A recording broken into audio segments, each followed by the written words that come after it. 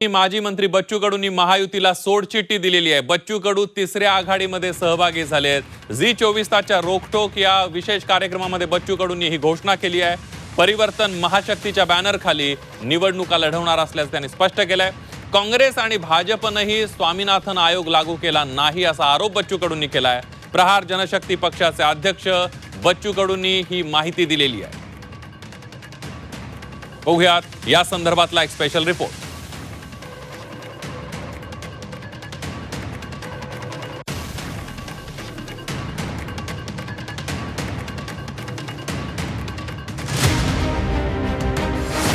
महायुतीमधून बाहेर पडलो।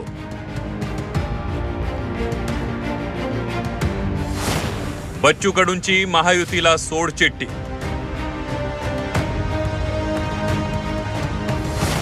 संभाजीराजे, राजू शेट्टी, बच्चू कडूंची तिसरी आघाडी। महायुतीमध्ये असलेल्या बच्चू कडू यांनी अखेर महायुतीतून बाहेर पडण्याची घोषणा केली आहे। लोकसभा निवडणुकीमध्येही अमरावतीत उमेदवार देत बच्चू कडूंनी बंडाळी केली होती, मात्र आता त्यांनी महायुतीला सोडचिठ्ठी दिली आहे। आघाडी नक्की कशासाठी आहे? तुम्ही सध्या ऑलरेडी एका आघाडीत बच्चू भाऊ आहात, त्या आघाडीवर तुमची आता तुम्ही तिथं आता आपण असं म्हणू शकतो की तुम्ही अधिकृतरित्या त्या महायुतीतून बाहेर पडलात आणि तिसऱ्या आघाडीत तुम्ही सहभागी होता। काय म्हणायचं असतं, याला काय म्हणत असतं? तर आम्ही महाशक्ती जर स्थापित केली तर आता युतीचा विषय राहायला संपला। विधानसभा निवडणूक काही दिवसांवर आली आहे। एकीकडे महायुती आणि महाविकास आघाडीची जागा वाटपासंदर्भात खलबत सुरू असतानाच आता तिसऱ्या आघाडीनं विधानसभेसाठी रणशिंग फुंकलाय। तिसऱ्या आघाडीमध्ये कोणकोणत्या नेत्यांचा समावेश आहे त्यावर एक नजर टाकूया। राजू शेट्टी, बच्चू कडू, संभाजीराजे छत्रपती, वामनराव चटप हे नेते तिसऱ्या आघाडीमध्ये असतील।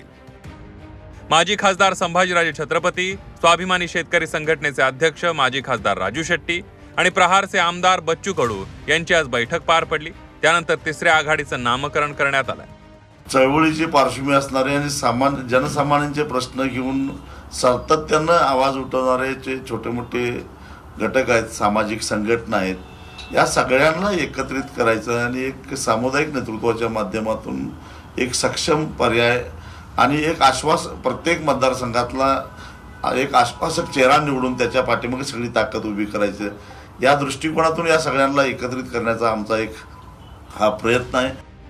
तिसऱ्या आघाडीमध्ये येण्यासंदर्भात कुणाकुणाच्या नावांची चर्चा सुरू आहे त्यावर एक नजर टाकूया।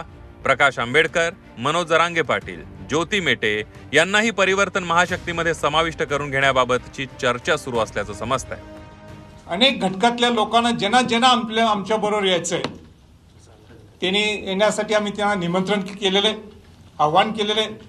मी तर त्याच्या पलीकडे जाऊन सांगू इच्छितो की आमच्यावर असणारे मनोज जरांगे पाटील सुद्धा जे सामान्य गरीब मराठ्यांसाठी लढतात, रत्नराज आंबेडकर असतील आणि बरेच सगळे लोक असतील, आपण सगळेजण एकत्र येऊया। राजू शेट्टींचा प्रभाव कोणकोणत्या मतदारसंघात आहे त्यावर एक नजर टाकूया। कोल्हापूरच्या सर्व 10 विधानसभा मतदारसंघांमध्ये त्यांचा प्रभाव आहे। सध्या कोल्हापूरमध्ये महाविकास आघाडीचे 4 आमदार आहेत, तर महायुतीचे 6 आमदार आहेत। यामध्ये 1 जनसुराज्य शक्तीचा आमदार आहे, तर 2 अपक्ष आमदार आहेत। तर सांगली जिल्ह्यातल्या 4 मतदारसंघांमध्ये राजू शेट्टींचा प्रभाव आहे। त्यामध्ये शिराळा, सांगली, मिरज आणि त्यासोबतच वाळवा इस्लामपूर। शिराळ्यामध्ये राष्ट्रवादी शरद पवार गटाचा आमदार आहे, इस्लामपूर वाळवामध्येही शरद पवार गटाचा आमदार आहे, तर सांगली आणि मिरज या दोन्ही मतदारसंघांमध्ये भाजपचे आमदार आहेत। बच्चू कडूंचा प्रभाव कुठे आहे त्यावर एक नजर टाकूया। अमरावतीच्या सर्व 8 मतदारसंघांमध्ये बच्चू कडूंचा प्रभाव आहे। सद्यस्थिती बघितली तर महाविकास आघाडीचे 3 आमदार आहेत, महायुतीचे 3 आमदार आहेत, तर प्रहार जनशक्तीचे 2 आमदार अमरावतीमध्ये आहेत।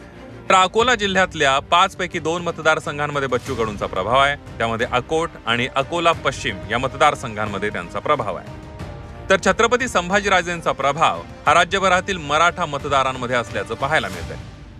परिवर्तन महाशक्तीचा मेळावा छत्रपती संभाजीनगरमध्ये येत्या 26 सप्टेंबरला होणार असल्याची माहिती आहे।